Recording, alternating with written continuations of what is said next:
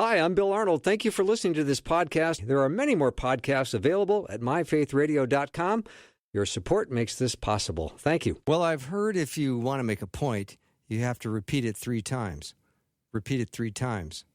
Repeat it 3 times. Oh, don't you know, it's the Bill Arnold Show. It's Bill.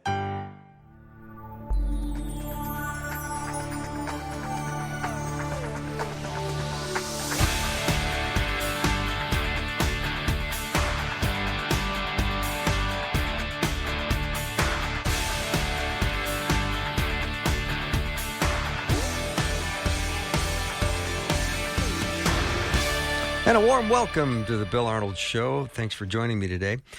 Have you ever wondered why God designed us to sleep a full third of our lives? We are designed, God designed us to sleep a third of our lives. And you think of how much we want to do and how much we want to see and how much we want to get done. We can't be sleeping a third of our lives, but that is why we are going to talk today to Brett McCracken, who's written a book called What's the Point? The Wisdom of Sleep, How Rest Reveals God's Truth and Revives Weary Souls. It's a topic I'm very interested in, and I can't wait to dive in. So less of me and more of you, Brett. Hey, thanks, Bill. Thanks for having me. Yeah. So I want to know your motivation just to get started. Why did you want to write this book? Yeah, well, that question that you opened with, the question of why God would create us to do this thing a third of our lives, has just interested me for a long time. I've just found it to be a fascinating question. He didn't have to. You know, God could have created us humans and every other creature to never have to be off, to have the ability to always be productive, always be on. But in his wisdom, he decided to, no, he wanted to create us to have to turn off and to pause and to be kind of in this death-like state of sleep for a third of our lives. So that was kind of the question that just intrigued me. And to be honest, Bill, it's also just a life stage. I'm a parent of 4 little kids, including a baby who's 8 months old now. So if you're a parent of little kids, sleep is just kind of one of those front of mind issues. Like your day-to-day livelihood revolves to a large extent around, like, did I get a good night's sleep? Did the baby sleep well last night? Like, So how true. are my kids doing during the night? So I think my stage of life right now is another factor that led me to be interested in writing about sleep. One of the people, yeah, thank you, Brett. One of the people that endorsed your book said something that kind of struck a chord. Betsy Childs Howard said that humans only begin to appreciate the benefits of sleep once it becomes elusive. When sleep flees, the Psalms about crying out to God in the night become relevant, and the essential role that sleep plays in the life of creatures comes into focus. Yeah, and I think that's part of why, like, in this season of my life where with kids, you know, sleep is a bit interrupted, and just the weariness of life as a parent, you know, chasing after 4 little kids and trying to, you know, work a full-time job and serve in my church and do everything else. I just feel tired a lot. I'm in that exhausted dad stage of life. And when you experience weariness and you experience less than ideal sleep, I think you do start to appreciate the gift of sleep more. And I would say I've never appreciated sleep more than I do now in terms of just when it goes well, what an amazing gift it can be. So true. Brett, do you think that sleep is becoming a countercultural act of faith? Because right now everybody wants to try to maximize productivity and everyone's trying to hustle and always trying to be on and trying to say yes to as many things as you can. And you don't want to, you have that fear of missing out. And I don't know, I'm a guy that really prioritizes sleep. So your thoughts on that? I think it's totally becoming a countercultural choice to choose to not be productive, you know, when you could be. Technology like the smartphone, the internet, it allows you to be working, to be engaged, to be online, to be consuming content, podcasts, audiobooks, Netflix, 24/7 if you want to. Uh-huh. And there's really no end to all the things that you could be, you know, consuming or exploring, or even your work. My job, I work remote for the Gospel Coalition, so it's kind of fluid, the hours. I could do an 8 to 5, but really it ends up being like a bit more fluid. And I think a lot of people today have work that tends to bleed into nighttime hours and early morning hours. So for all of those reasons, I think sleep has become relegated to like necessary evil. I want to get the bare minimum of sleep that I can get by with. So we have a kind of low cultural view of sleep, I think, in this technological optimization moment that we're in. I think it was C.S. Lewis that said, "You don't pursue sleep; it pursues you." Which is always So something true. I thought. Yeah, you can't. You wake up in the middle of the night and you go, okay, I've only got 3.5 hours left before I got to get up. I got to get back to sleep right now. Yeah. And the more Yeah. pressure you put on yourself, the worse it I gets. know. When you start thinking that thought, it gets harder to fall back asleep. The thought, I need to go to sleep, I need to go to sleep, it tends to backfire, Yeah. sadly. Yeah, Brett, talk about the how sleep kind of reveals our human limits, because we want to just give ourselves the best chance for having this unlimited potential. But you talk about embracing those limits rather than fighting them. Yes.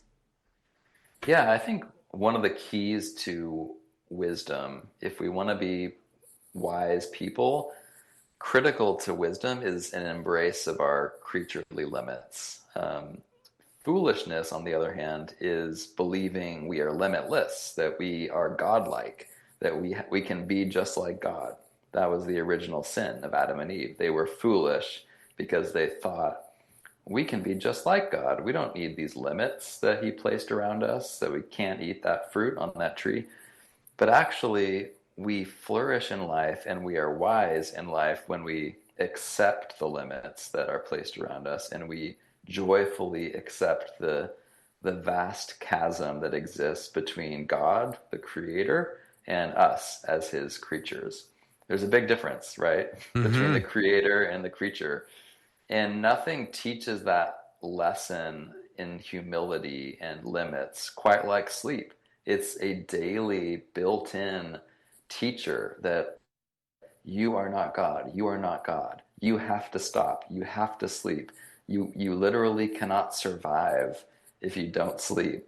But God doesn't have to sleep. He's awake and he is always on. He keeps the world spinning. He has the whole world in his hands, and you don't. And you can just rest in his sovereignty and his provision and not overestimate the importance of your own little contribution. Brett McCracken is my guest. His book is called The Wisdom of Sleep, How Rest Reveals God's Truth and Revives Weary Souls. It's interesting when you talk about rest in itself, it can be a witness, because oftentimes when you say to somebody, hey, how you doing? They lead with their schedule. Yes. Oh, I just been swamped. Yeah. I'm so busy. Oh, It's like, totally. why are you leading with your schedule? I mean, I always find that a little fascinating, but I know I've done it myself, so I'm not off the hook here. But if we really want to, that too. But if we want to be a witness, we would be saying, things are good. I'm calm. I'm content. I got projects I'm working on, but God's given me the energy to do it. Yeah.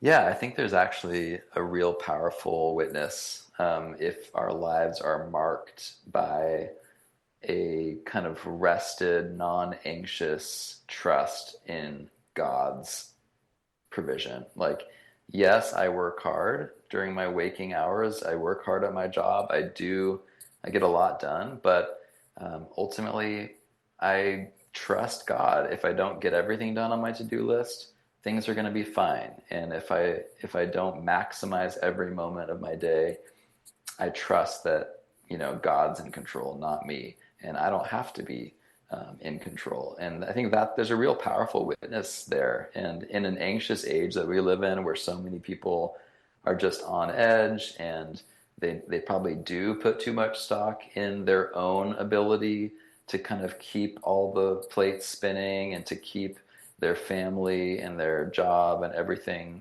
going. Mm-hmm. It's a beautiful missional opportunity for Christians to live lives that are just peaceful and non-anxious, because we ultimately trust that there's a higher power, a God who is sovereign, who is in control, he has our lives in our hands, and he keeps watch over our coming and going from this time forth and forevermore, as Psalm 121 says. Brett, do you have a personal sleep hygiene routine, and do you have some sleep hacks to help you, or are you just too exhausted all the time with 4 kids? I mean, thankfully, the exhaustion of this life stage makes it pretty easy for me to fall asleep, because by the time like the house is quiet and all 4 kids are asleep, I tend to be so exhausted myself that I struggle to stay up much later than my kids do a lot of times. But yeah, I mean, there are some like small little health hacks when it comes to sleep. If people are listening to this and they maybe struggle to sleep, and a lot of this is kind of common sense, but one thing that most scientists of sleep recommend is a schedule that's pretty regular. Mm-hmm. So going to bed at the same time roughly every night, and then also waking up in the morning roughly at the same time every day really helps. It helps your body to kind of be conditioned to a predictable sleep-wake cycle. And so to the extent that you can kind of do that, and I know some people have like irregular schedule and their jobs require different times of day, it can be hard, but schedule and rhythmic kind of regularity helps. And then there's other small things you can do like that are obvious but important. Sleep in darkness. Try to mimic that nighttime dark that our bodies, God designed our bodies to kind of get tired and to want to sleep when the sun sets and when it's dark. So get room darkening shades, do things like that. Sleep at a lower temperature, that helps. Lower your thermostat a few degrees when you go to bed. Your body tends to sleep better in colder temperatures. And then just avoid the obvious things like caffeine and stimulants like alcohol, like before bed. That is proven to disrupt your sleep. So those are a few little tips. Yeah, I like those. Have you heard of biphasic sleeping? I think that's something that was probably going on a couple hundred years ago, where you'd go to bed, when it got dark, because what else was there to do? Right. And then you might sleep for 4 hours and then get up because you had to put some wood on the fire. And Yes. then you would write letters, clean house, do work, and then you'd be up for maybe a couple hours and then go back to bed for a while. Yeah. Yeah, it's also been called segmented sleep. Okay. But yeah, it was a big thing for probably most of human history, honestly, up until the onset of electricity. When electricity was invented, suddenly we had the ability to trick our brains with light and dark. So instead of our bodies and our brains wanting to go to bed at 7:30 or 8 because it was dark outside, now with electricity we could, keep the lights on in our house until 10 o'clock, 11 o'clock, midnight, however late we wanted. And so bedtimes got later and later and later because we were no longer dependent on natural light and dark outside, the sun and the moon. So yeah, that's a segmented sleep is a fascinating thing. You can look it up, read about it, and online. But yeah, they would have like an hour or so of middle of the night awake time. Where they would, sometimes, they would pray or like write down even like dreams that they had that they remembered from the first phase of sleep. So it's really interesting stuff.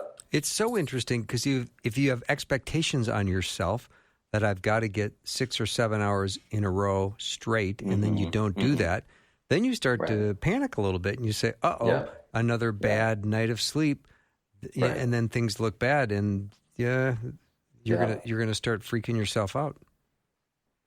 Yeah. Yeah. It's not as important that it's a continuous, 6 to 8 hours of sleep. It's really just is the cumulative amount of sleep that you get. Does it add up to that recommended range? So yeah, you could do it in 2 big chunks or 1 big chunk or however you can cobble it together. The goal is just, I think the current recommendation is like, I don't know, 6.5 to 7.8 hours of sleep is the ideal. I know I get that for sure every night, if not a little bit more. Yeah. We're gonna take a short break and come right back. Brett McCracken is my guest. His book is called The Wisdom of Sleep: How Rest Reveals God's Truth and Revives Weary Souls. We'll be right back.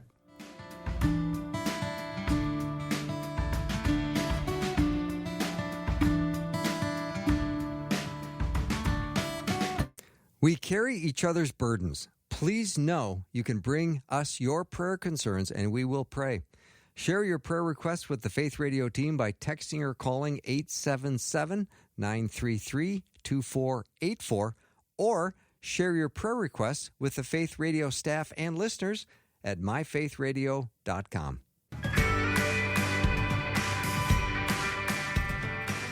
My guest today is Brett McCracken. He's the senior editor at the Gospel Coalition, where he writes on the intersection of faith and culture. His book is called The Wisdom of Sleep: How Rest Reveals God's Truth and Revives Weary Souls. White, I think we need to do like a 5-person survey or just look for like 5 contributions just to get a general idea. How about how many hours of sleep do you get a night? Yeah, well, Brett's that number over. Brett made that comment about 6.5 to 7.8 is kind of the recommended right now, somewhere in there. So I'd just be curious if you had to say how many hours you average per night that you're getting of sleep, what would it be? You could text it over to 877-933-2484. Maybe it's 7 hours for you, 9 hours, 5 hours. I'd just be really curious what our listeners have to say about this. I would be too, as this is an important topic, because why would God design us to sleep 1/3 of our lives?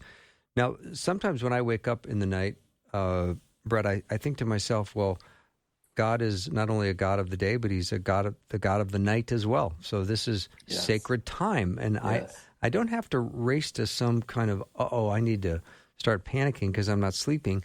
I think, well, God's got me up for a reason. I can reposition myself, maybe read, pray. I recite scripture a lot in my head when I can't sleep, and that always helps. Mm-hmm. I'd rather be sleeping, but it does help. Right. Yeah, we'd all probably rather be sleeping, but I think it is a good thought that when we do find ourselves awake in the middle of the night and we're like, why? Maybe there is something God is doing in that, and whatever thoughts are in your mind. And I don't want to say that it's always, I don't want to over spiritualize it. Sometimes it's just our fleshly anxiety that takes over. But I think sometimes he might be trying to get our attention in some way. And we should pay attention to that. Mm-hmm. Brett, how does the practice of how does sleeping connect to the biblical idea of the Sabbath? And in what ways does it point us back to the gospel of grace? Mm-hmm. Yes. Yeah, I think both Sabbath and sleep kind of make the same big point about our dependency on God and the importance of trusting in God. He is the creator. He provides. We receive his gifts. It's not about achieving anything or earning anything. It's about resting in his goodness and his grace and his abundance and trusting that he will provide everything that we need. And Sabbath is kind of a once every 7 days reminder, meant to be a reminder of that theological truth. And I think nighttime sleep is kind of a daily reminder of that, or it can be. It's an invitation for us to practice kind of in an embodied way our trust in a good God who keeps watch over us in the night. He's awake, so we don't have to be. We can sleep easier knowing God is awake. And Sabbath, similarly, it's a day when we can cease work and cease striving and just kind of rest in the abundance of God, knowing that the most important thing in life is not something we strive for or achieve. It's something we receive. It's the gift of Him, God Himself. He gives Himself to us in His presence. So I think that's the point of both Sabbath and sleep. Mm-hmm. Sleep certainly is a reminder of what it means to be truly human. I remember, I love the story of the Samaritan woman at the well, and Jesus sits down around noon because he was tired. And every time I can think of him and his humanity and him getting a night of sleep, I go, yeah, we get tired. Now, that is running head-on collision with moving into the age of AI, where you've got nonstop technology available for you to tempt you. Yes, yeah. I think AI is just kind of the next phase of that technological temptation for us to think that we can attain godlike limitlessness. You know, whether it's omniscience, AI is a huge temptation there. It really is kind of giving us a sense that, oh, we can have infinite knowledge like God does, you know, in the same way that it can provide kind of a temptation towards omnipotence, right? Anything we want to do or ask AI to do, it can do for us.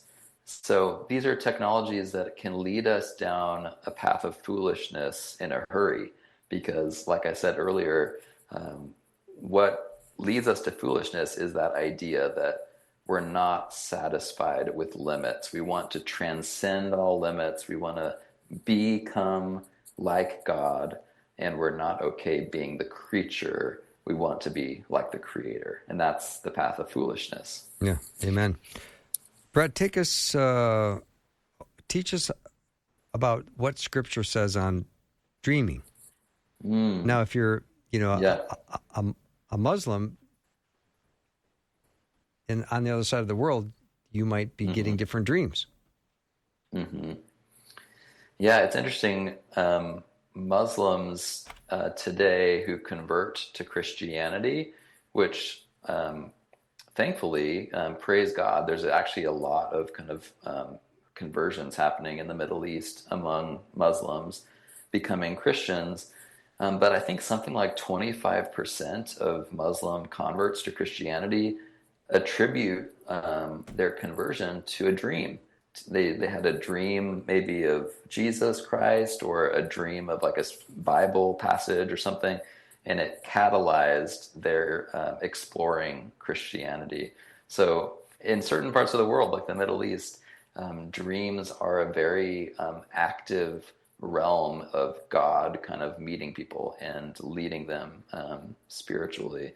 And I think if you look at the Bible and where dreams show up in the Bible, there's a lot of this that happens where God is meeting people in their dreams for very specific purposes that advance His mission and His kind of sovereign will. So whether it's, Jacob's dream at Bethel, or Joseph's dreams in Egypt, when he's interpreting the dreams of Pharaoh, Solomon's dream at Gibeon when he asks God for wisdom and God grants wisdom. Even like pagans whose dreams are places where God meets them. Like I think about Pilate's wife, that moment when she has a dream which kind of troubles her, and it leads her to try to convince Pilate, her husband, to release Jesus. And of course it doesn't work, but it's interesting that even in kind of non-believers' dream consciousness, there's this kind of spiritual working going on.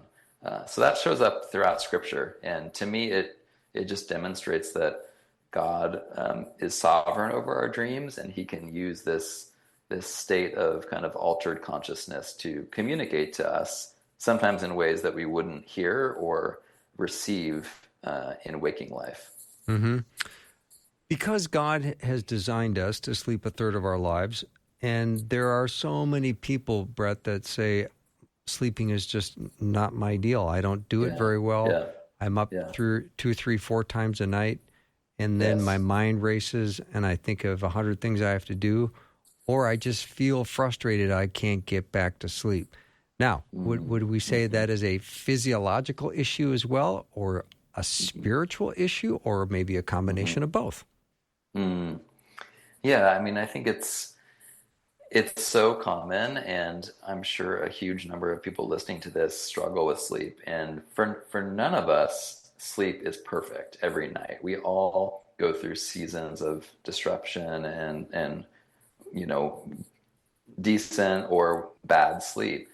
But some people do struggle from diagnosable conditions and sleep disorders. And so there's a lot of things that can cause disrupted sleep and sleep struggles. So one thing that's important if you are struggling with some aspect of sleep is just to kind of explore medical help, because there are, increasing numbers of medical practitioners who specialize in sleep disorders, and there are treatments for a lot of them. So if you're experiencing a sleep struggle, I would recommend seeking help.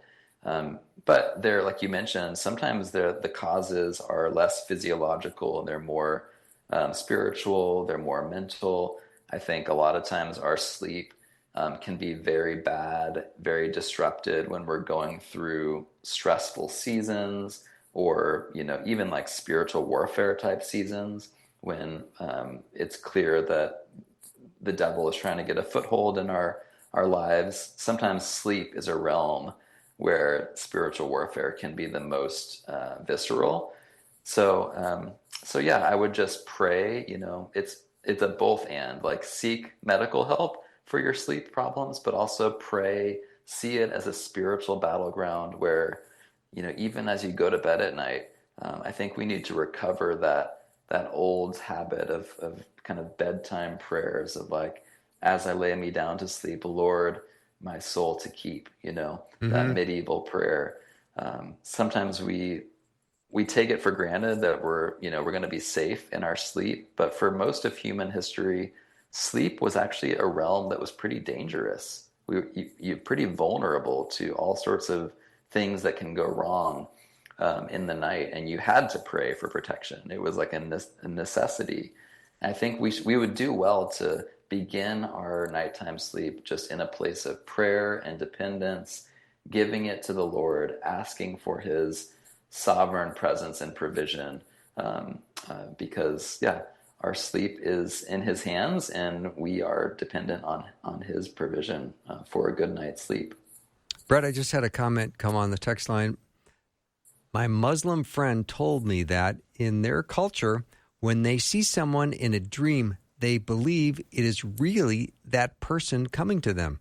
So for Muslims, dreams of Jesus seem to be his way of speaking in a way they understand culturally. Yes. Yeah. I think that's amazing. It's so cool that God, works in ways like that are specific to certain cultures, where he knows that in order to get through to a contemporary Muslim and make them kind of spiritually open to him, a dream can be a powerful way to encounter them. Mm-hmm. Are you a dreamer? We're all dreamers, Bill. The science is clear that all of us dream, pretty constantly every night. The question is, do we remember? Yeah, dreams? exactly. Like that's where the variance occurs. Some people remembered more dreams, and some people never remember any dreams, or rarely do. So we're all always dreaming. But I would say, like, I'm probably normal in the sense that, like, maybe once a month there's a dream that really sticks in my memory. More than, sometimes we remember dreams for like 30 seconds right when we wake up, but then they dissipate and we can't remember them after that. But occasionally, maybe once every couple months, there's a dream that like sticks with me.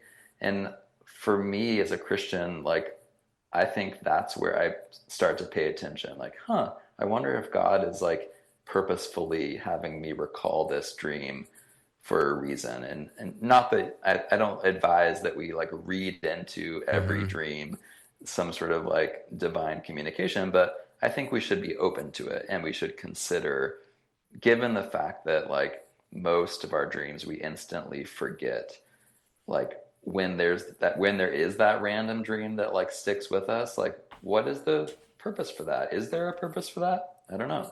We're going to take a break and come back. Brett McCracken is my guest. His book is called The Wisdom of Sleep, How Rest Reveals God's Truth and Revives Weary Souls. We'll be right back.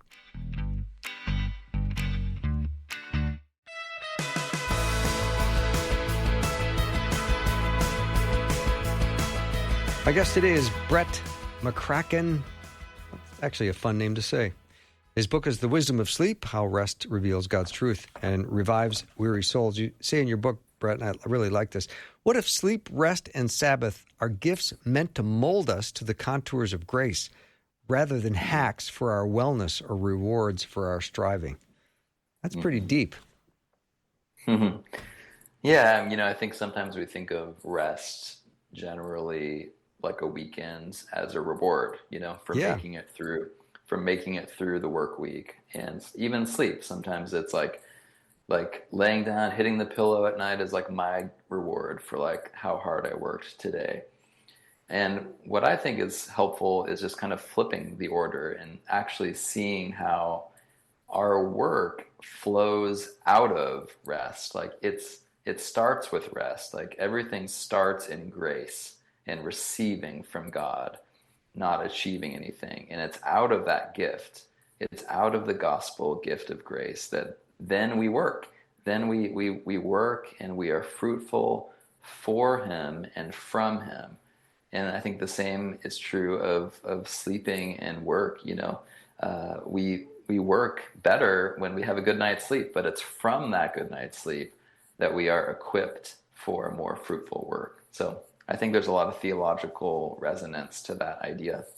I know that there's friends of mine and family that go through periods of restlessness and where you're in a place where you're not sleeping good, and that might last 2 weeks or 3 months or 6 months. Maybe there's been an element of trauma or something that's gone on in their life, and they can't get it back on track. And, of course, that all just snowballs into more and more anxiety. And I know that you can lay in bed at night and quote scripture all day long, but you still might be awake. Yeah, I really feel for people that have chronic sleep troubles, and I have close friends who have really struggled their entire lives with sleep disorders or very, very imperfect sleep.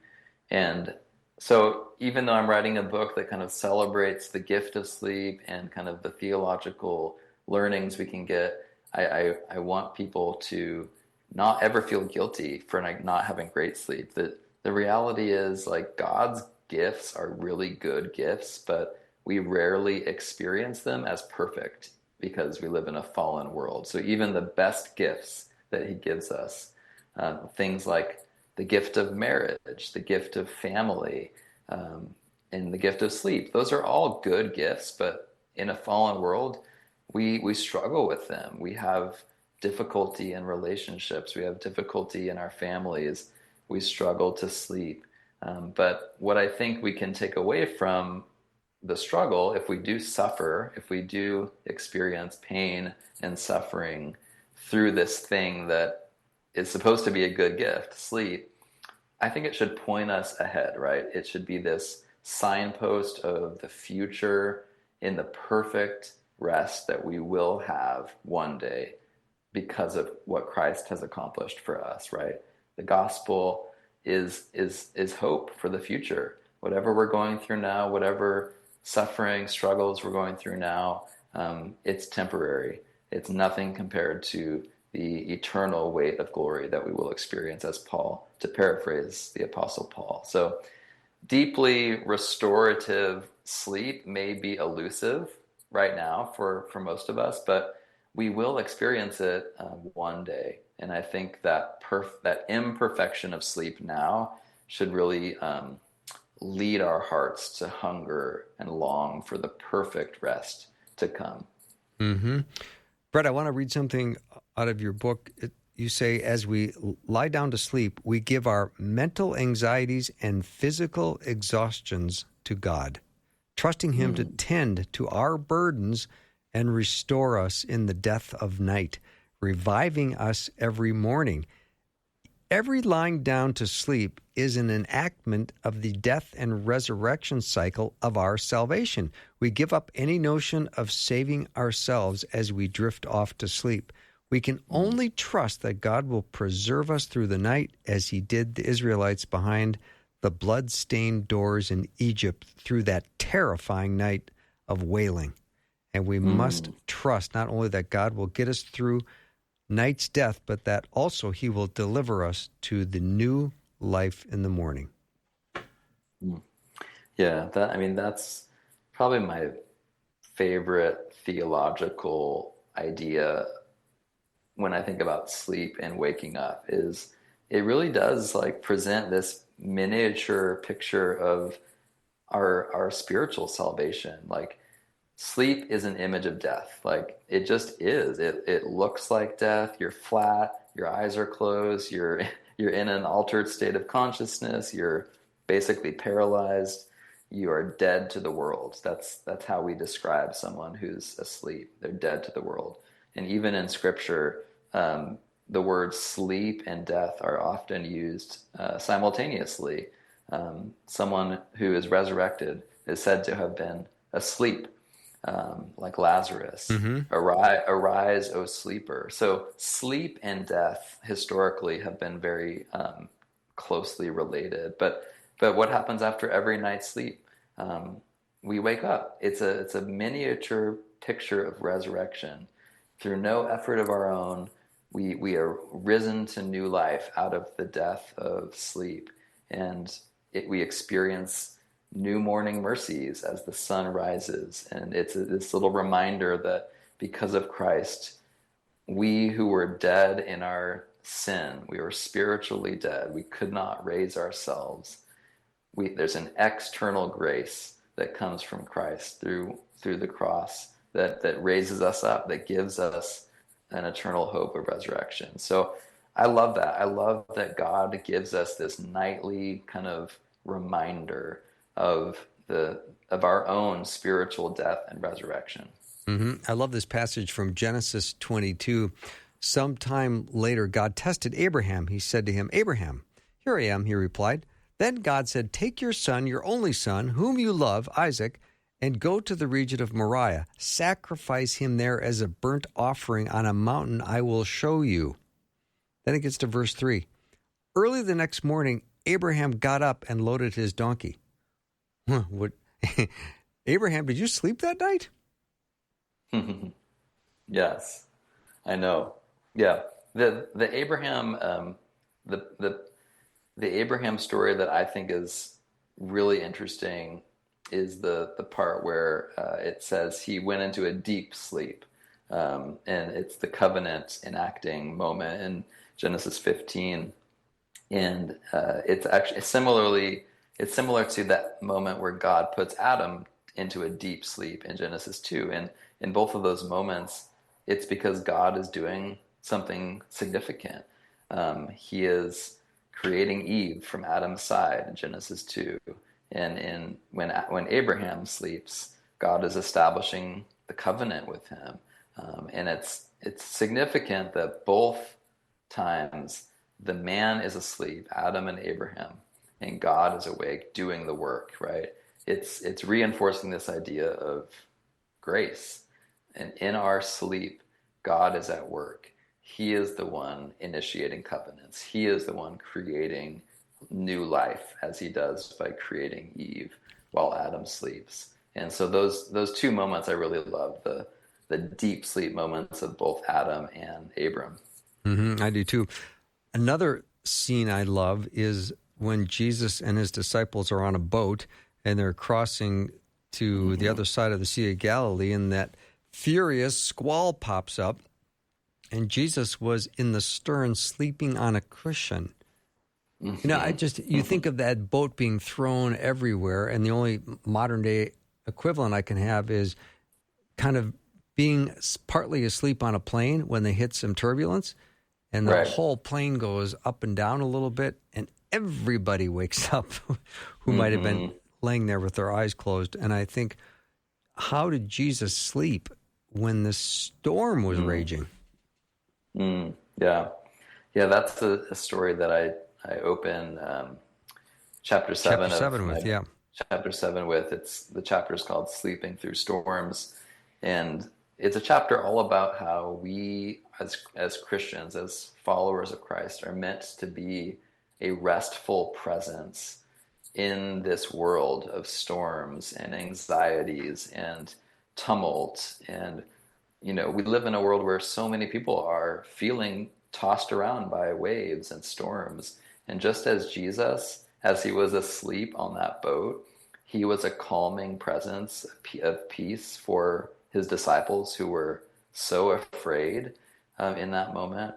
And Jesus wakes up and he rebukes the wind and the waves and quiets the storm. And then he asks them, why were you so afraid? Do you have no faith? We don't have the power to literally stop the weather, the storms, as Jesus did.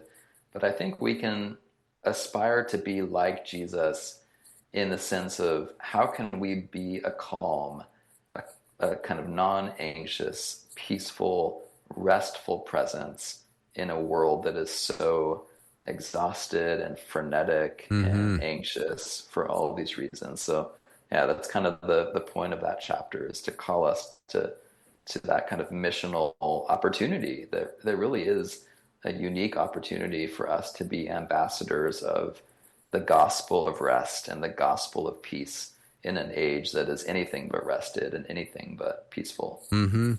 Brett, when I wake up and I am struggling to get back to sleep, which doesn't happen very often, thank the Lord, is what I will do is turn on something I want to listen to, a podcast or something that requires me to concentrate, and then I keep the volume down really low so I kind of have to strain to hear it.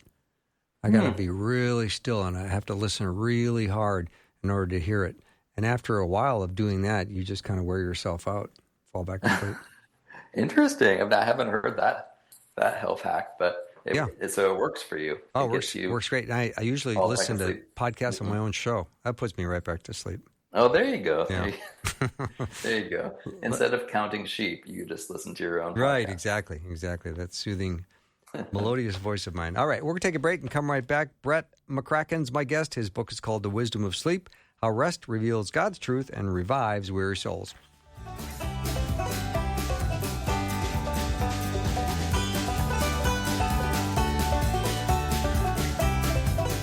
It is my deepest desire that you take the very first step of faith by placing your faith and trust in Jesus Christ. If you've got questions about what it means to begin a relationship with Jesus, text the word faith to 41224. I'm back with Brett McCracken. We're talking about his book, The Wisdom of Sleep. And I was looking at some of the stats during the break, and they're a little troubling, Brett, I got to be honest. Yeah. No, which one were you most troubled by? Well, let's see. 7 of the 15 leading causes of death in the U.S. are linked to poor sleep quality.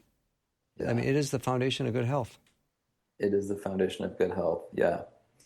And that can be a daunting statistic if you struggle with sleep, but it's just a good reminder that it's as much as we can seek medical help if we're struggling with sleep, you're going to thank yourself later in life, because if you can solve that problem, if you can solve your sleep disorder problem, or at least partially solve it, make your sleep a little bit better, the downstream positive effects for all of your health will really benefit.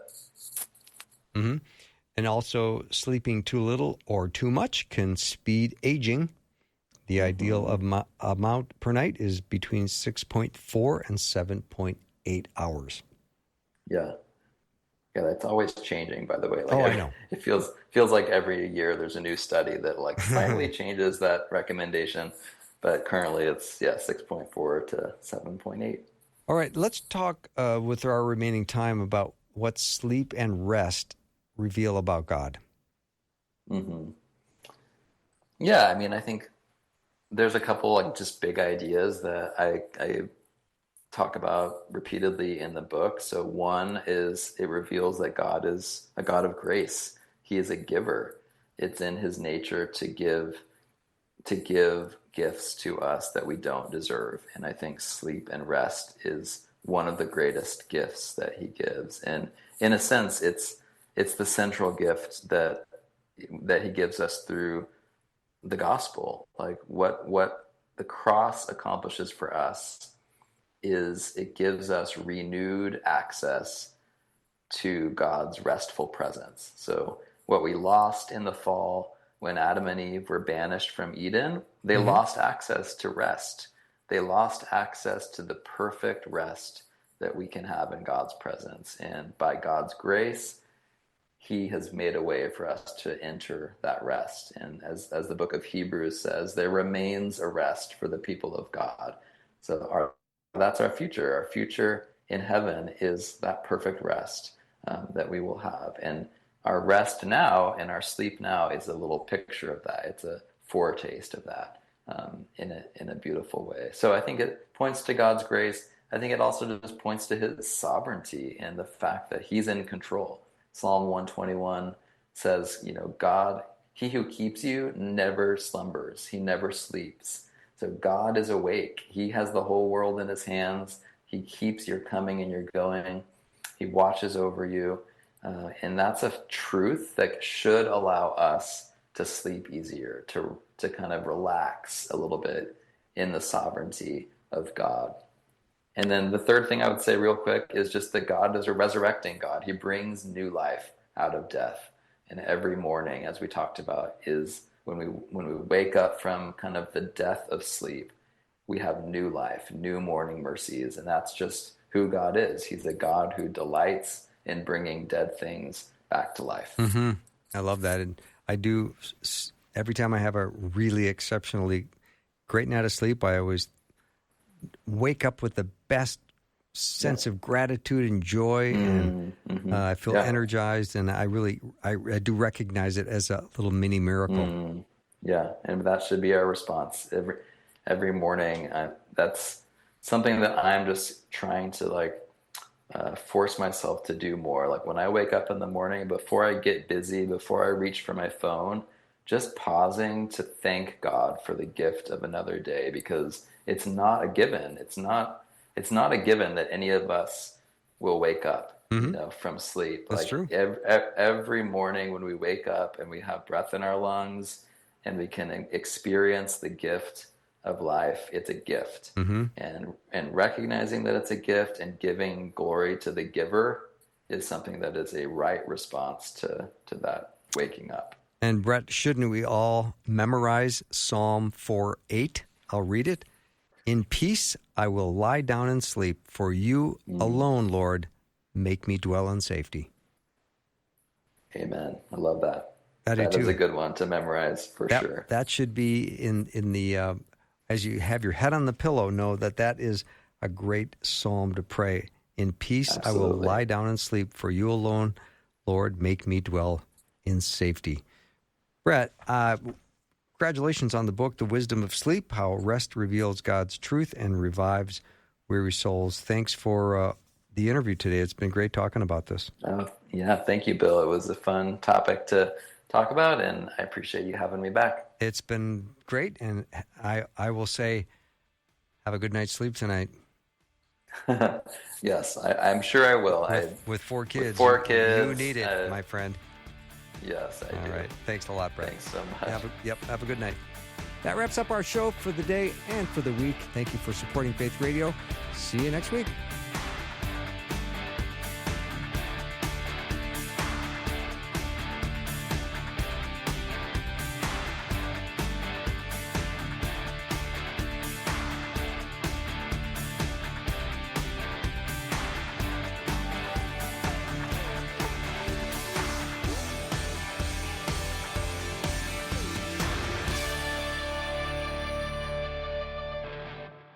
Thanks for listening. Programming like this is made available through your support.